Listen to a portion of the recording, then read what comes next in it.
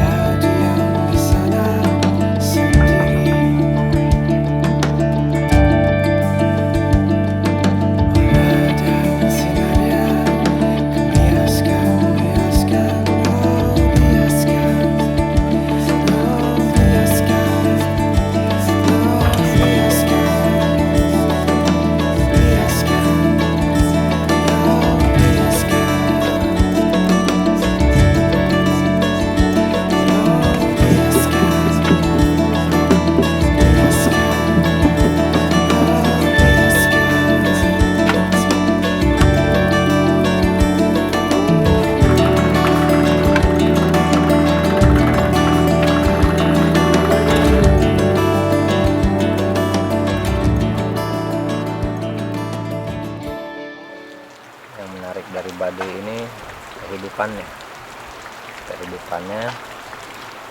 ya kayak mereka nggak pakai lampu gitu ya, padahal berseberangan kan. Samping mereka itu orang-orang udah pakai listrik tapi mereka bertahan.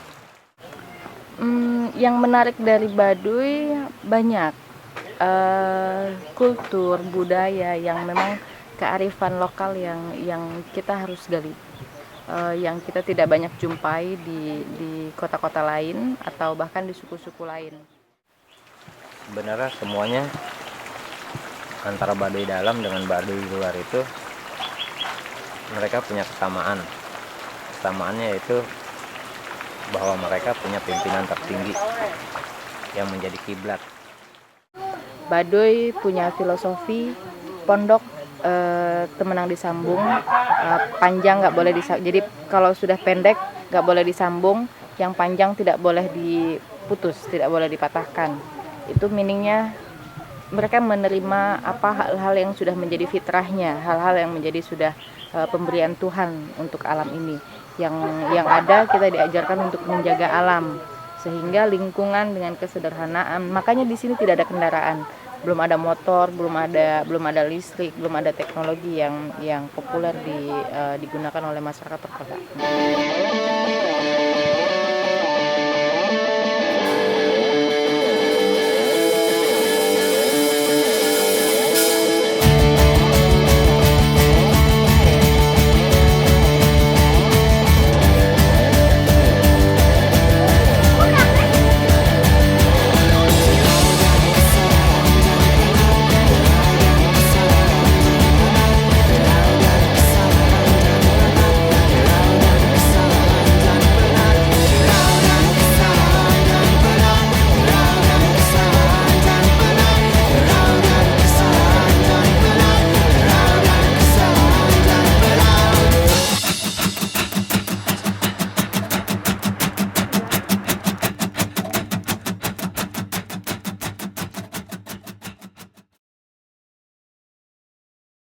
Mungkin pengaruh positifnya kita bisa sedikitnya bisa lebih tahu gitu dunia luar itu seperti apa. Walau kita tidak tahu begitu banyak tapi kita sedikitnya tahu gitu.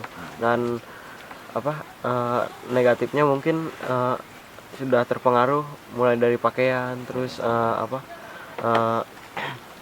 dari kehidupan juga udah sedikit berubah, tidak seperti orang-orang zaman dulu, Baduy zaman dulu gitu.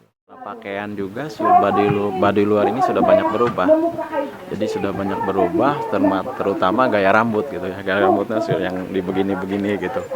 Nah, padahal kan itu gaya luar. Nah, sekarang sudah masuk pengaruh itu, terutama ya termasuk pakaian juga, pakaian. Ada yang pakai jeans gitu, pakai pakaian yang bebas seperti orang luar itu sudah banyak gitu, seperti itu kan. Padahalnya pakaiannya kan harus tetap seperti ini gitu. Nah, sekarang karena memang sudah pengaruh zaman tadi, sudah banyak yang ada yang sudah pakai kaos gigi juga gitu. Tarian nggak ada, nyanyian nggak ada, kecuali berdua tarian. Kalau musik luar kesini pernah ada nggak, Mang? Kalau musik luar nggak boleh. Nggak boleh. Cuman lihat-lihat aja, nggak boleh ikutan.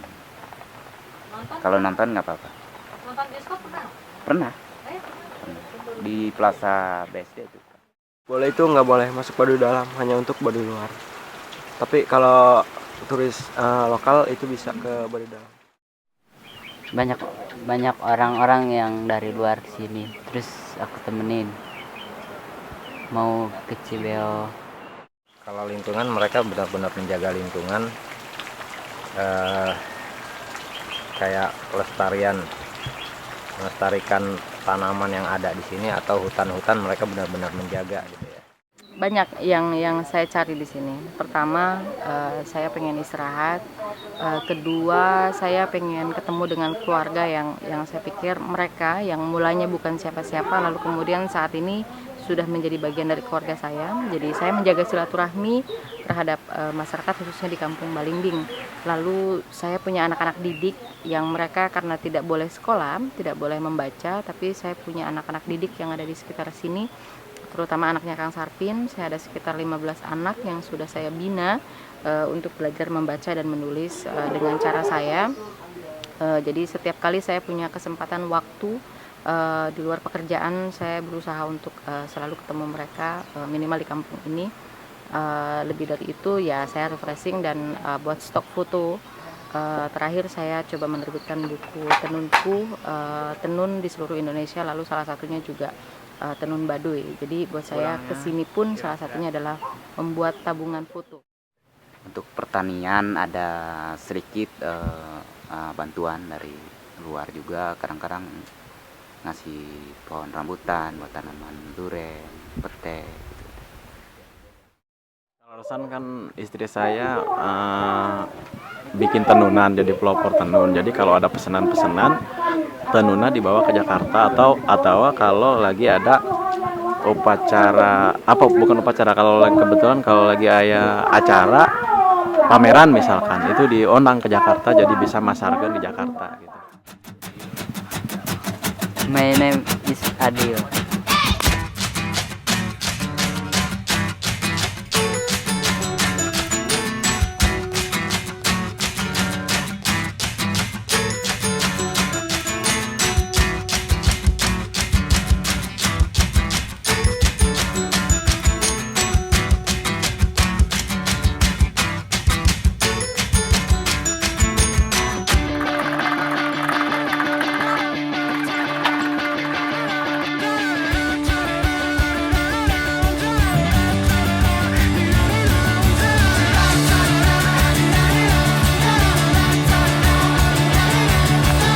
Orang-orang Baduy tidak memelihara hewan kayak kambing dan sapi. Itu kalau kita tanya kenapa alasannya, kalau menurut mereka bahwa hewan itu merusak tanaman, jadi tanaman-tanaman yang mereka tanam itu bakal dimakanin sama binatang-binatang itu. Akhirnya mereka nggak memelihara itu, yang ada hanya ayam. Dan mereka juga punya tenun yang khas, yang saya coba telusuri dibandingkan dengan kota-kota lain juga atau desa-desa lain atau suku-suku yang lain, Baduy punya tenun tersendiri yang itu warisan budaya yang tidak kalah menariknya dengan warisan tenun dari provinsi-provinsi yang lain.